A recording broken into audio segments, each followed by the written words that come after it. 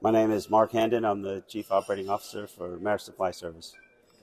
In your presentation, you talked about a lot of the different technologies that are being considered. Could you summarise some of the ones which Maersk Supply is considering and investing in? Sure. Well, I mean, the initial catalyst for the presentation was to talk about an industry collaboration called the Forum for the Decarbonization of the OSV sector.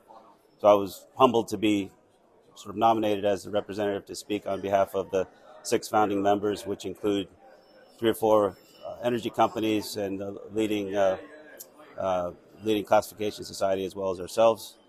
So really, it was a focus on 10 principles which we've come up with, which we hope will potentially inspire the industry to all sort of talk about common goals, common KPIs, common calculations on how we measure fuel efficiency and decarbonization.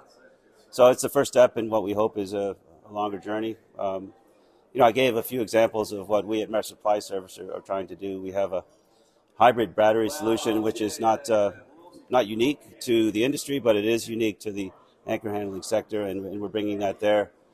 We talked about some other sort of innovation projects which we're doing, such as our offshore charging buoy concept. And some of the other markets we're choosing to work in. Obviously, a lot of our focus is internal in terms of how efficiently we can run our own vessels, but we're also trying to pivot at least partially into other greener market segments, so offshore wind, both on the floating wind and on the bottom fixed wind, and also some other sort of more greener initiatives and clients that we're working with. So, yeah.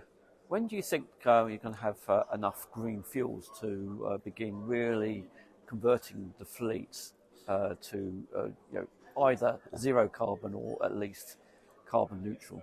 Right. I mean, that's the long-term vision, right? And I can say this: we benefit greatly from being part of the Maersk Group, and Maersk Group is doing so much in trying to stimulate us and develop a supply chain. The biggest focus across Maersk is in methanol and what we call green methanol, which is again produced in a carbon-friendly manner. So we try to take inspiration from that. The reality in our business is we're probably several years away from even thinking about the next generation of OSVs, but that is the vision. In the short term, it would be retrofits and other solutions. But I think you hit the nail on the head, which is anything is possible, but we need to ensure that there is a supply chain of reliable fuels. That's why I think the next step may be these dual fuel solutions, where you have engines that can run on methanol, for example, but can also run on traditional marine gas oil. And that's that transition phase that I think you'll see.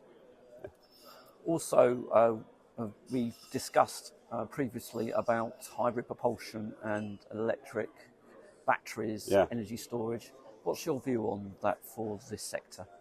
Well, again, I think the hybrid battery solution is a transitional phase. There are many very capable OSVs that are 8, 10, 12 years old, and I think that's a great solution for any sort of diesel electric OSV.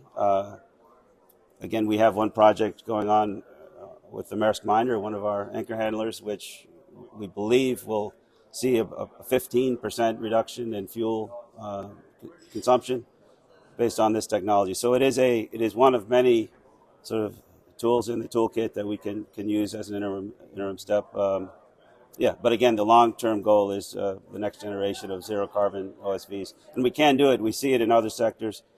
Our parent company has ordered 12 dual fuel container vessels, which they have every intention of running on green methanol as much as possible. So again, we can get there as an industry.